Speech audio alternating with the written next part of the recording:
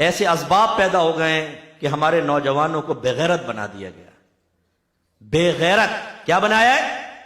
بے غیرت بنایا. کیسے؟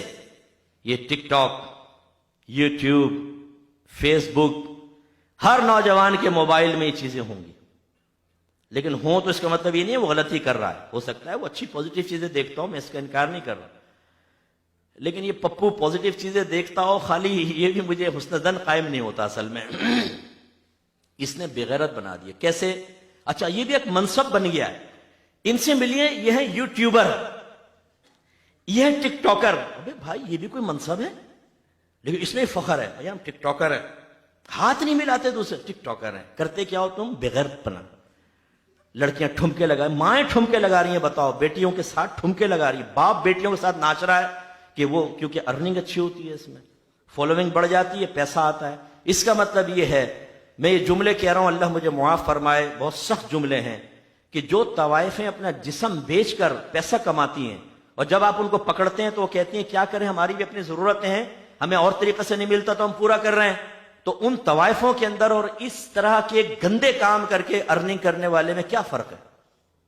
لیکن آپ اس کو کتنا برا بھلا کہتے ہیں، اور اس میں اپنی ماں کو ٹھمکے لگوا لو، بیوی کو ٹھمکے لگوا لو، بہن کو نچوا لو، اور گندی گندی حرکتیں کروا لو اور اس سے ارننگ کرو. ٹھیک ہے، کیوں؟ ہم ہیں ٹک ٹاکر، یوٹیوبر. او بھائی یوٹیوبر، تمہیں پتہ چلے گا میدان معاشر میں. آج ہمارے نوجوانوں نے 4 آستانوں کی بیعت کر لی ہے: گوگل، یوٹیوب، فیس بک، ٹک ٹاک. چاروں پیر یہ مرید ہے. روزانہ سے پیر کے آستانے پہ پہنچتے نا، ان کے وہ پہنچیں گے. بہت سے ایسے بیٹھے ہوں گے، کھانا چھوڑ دیا ہوگا شاید کسی ٹائم میں، لیکن ان 4 آستانوں پہ حاضری نہیں چھوٹے گی. ایسا ہی ہمارے رگوں کے اندر رچا بسا دیا ہے کہ ہمارے نوجوان سمجھتے ہیں کہ آج اگر گئے نہیں آستانے پہ تو کچھ خالی خالی ہے اندر.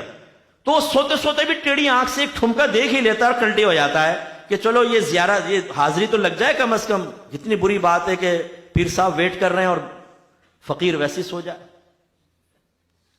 اس سازش کو سمجھیے. اگر ہمارے اللہ کے خلاف بولے ہم جوش میں آتے ہیں، کوئی نبی کے خلاف بولے ہم جوش میں آ جاتے ہیں، صحابہ کو گالیاں بکے، اہل بیت اطہار کی شان میں گستاخی کرے، ہم زبان کھینچنے کے لیے تیار ہوتے ہیں. ان لوگوں نے سمجھ لیا یہ کام مت کرو، اگینسٹ نہ لاؤ. کیوں قابل نفرت بنے؟ ان کے درمیان یہ چیزیں عام کر کے ان کو بغیرت بنا دو. اتنا بغیرت بنا دو کہ ان کو اگر دیندار یہ کہے کہ تم یہ غلط کر رہے ہو تو یہ دیندار کو گالیاں بکے، ہماری غلامی سے باہر نہ نکلے. اور نوجوان وہ کر رہے ہیں، نوجوان وہ کر رہے ہیں. منع کر کے بتاؤ ذرا، اپنے بچوں سے لے کے دیکھیں آپ موبائل، چیک کریں اپنے بچوں کے موبائل، ان کی ہسٹری کے اندر جائیں، جو انہوں نے ڈاؤن لوڈ کر کے یا انہوں نے جو ویڈیوز دیکھی ہسٹری میں ہے تو جا کر دیکھیں کون کون سے ٹھمکے دیکھیں ٹیڑھی آنکھوں کے ساتھ. پہلے کوئی جاتا تھا نا، پکڑا جاتا تھا، طوائف خانے میں جا رہا ہے، اوے تو کہاں ہے؟ یہاں پہ آیا ہوا ہے. اب ماں باپ وہاں بیٹھے ہوئے، یہ بیٹھا ہے صوفے میں، جیسے تو بڑے شرعی مسائل، فقہی مسائل دیکھ رہا ہے نا. وہ اصل میں ہوتا ہے یوں دیکھ رہا ہے، چل رہا ہے صاحب ڈانس. لڑکیاں، میری بچیوں ان چیزوں سے بچیں ورنہ تباہ ہوں گی. ایک پیغام میں ساری بچیوں کو جو مجھے دیکھ رہی ہیں میں گزارش کرتا ہوں، خدا را کبھی ایسا کوئی کام نہ کرنا کہ آپ کے والد یا بھائیوں کا سر شرم سے جھک جائے. لیکن جس طرح کی لڑکیوں سے آپ دوستیاں کرتی ہیں بعض اوقات، اور جس طرح کی چیزیں آپ دیکھ رہی ہیں جس سے آپ کی طبیعت میں اشتعال پیدا ہوتا ہے، جس سے آپ کی طبیعت کے اندر ایک بے غیرتی، بے حیائی کا مادہ پروان چڑھتا ہے، جس کے ذریعے آپ کے اندر اپنے خاندان والوں سے ٹکرانے کی جرت پیدا ہوتی ہے، یہ ہو سکتا ہے آپ کو کہیں کا نہ چھوڑے. یہ اگر آپ کے ظاہر کو نہ بگاڑ سکیں، آپ کے باطن کو بگاڑ دیں گے. کتنی خواتین نے مجھے کہا کہ مفتی صاحب یوٹیوب پر، یہ فیس بک پر لڑکوں سے دوستی ہو گئی، اب میری شادی ہو گئی ہے لیکن لڑکوں کا تصور ذہن سے نہیں جاتا ہے. میں بظاہر شوہر سے بات کر رہی ہوتی ہوں، ذہن وہی ہے.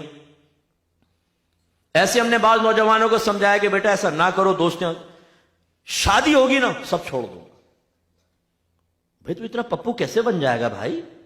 ابھی تو شیطان کا غلام بنا ہوا ہے، اس کے بعد شیطان کو الٹی چھری سے ذبح کر دے گا بغیر بسم اللہ کے. کیسے؟ کہاں سے وہ ہمت آ جائے گی؟ جب پودا ہو آرام سے ٹوٹ جاتا ہے، درخت بن جائے تو کلہاڑ سے بھی نہیں کٹتا ہے. پھر نتیجہ کیا نکلتا ہے؟ شادی ہو گئی، بیوی پسند نہیں آئی، کیونکہ ارینج میریجز ہوتی ہیں اکثر. اب وہ بیوی بیچاری گھر میں ویٹ کر رہی ہے، یہ نکلا ہوا آوارہ دوستوں کے پاس، گھر میں آ گئے، بیوی کہہ رہی جی سنیں، بولو